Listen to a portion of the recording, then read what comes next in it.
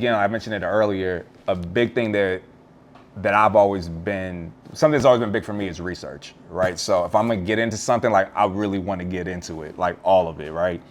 And so that's what, initially I would go out to, go back home to LA, go to Garment District, get rolls of fabric, put it in my suitcase, bring it back here to Atlanta. That became very unreasonable very quickly, right?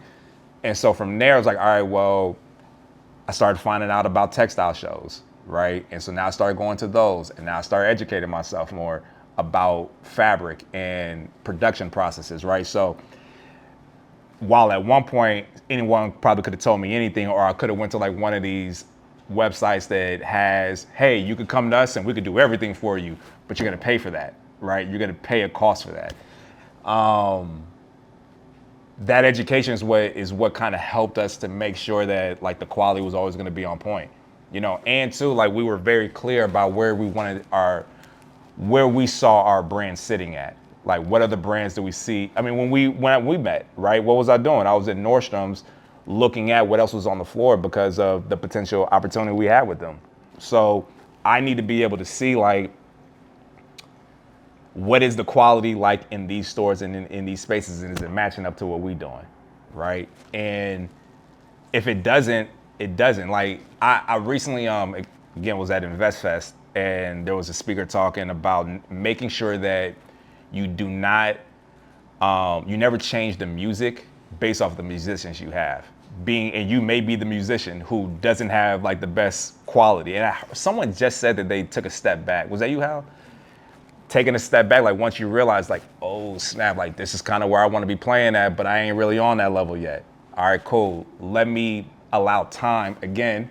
Yep, even more patience. You know what I'm saying? Be patient in going through the process and learning the skills. You know, learning the textile world in it itself is a whole other thing. Working with factories, I know AK mentioned that she does this, you do the sewing yourself, right?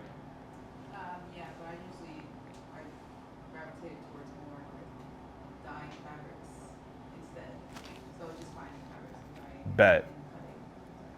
So yeah, man, like even with that, right? Like what's gonna work for me, and again, because of how I want to scale the company, like there are gonna be things that I can't compromise on, right? As far as quality. But if that's not what I'm doing, then having a self-contained workshop where I'm making everything, that could absolutely work. Right. So again, it is all really depends on like what is my other partner, Chris, we're in ministry with. And she had been sewing for like 30 years. And so like she was on it, making my patterns, the whole nine. And it was cool when it was summertime and we were doing t-shirts. And that was it. Because for a t-shirt, you got 1, 2, 3, 4, 5 pieces maybe on that SKU. So that was okay. But then I was like, oh man, well, if she could do that, let me see if she could do a collar shirt. And that's like 12 pieces. And this is one person that is making the pattern, cutting the fabric for that full production load, sewing each of those pieces. And for context, when I go to my factory, there's a whole floor of people doing that. There's one person that's cutting fabric. There's one person that's applying the collar. There's another person that's applying the buttons.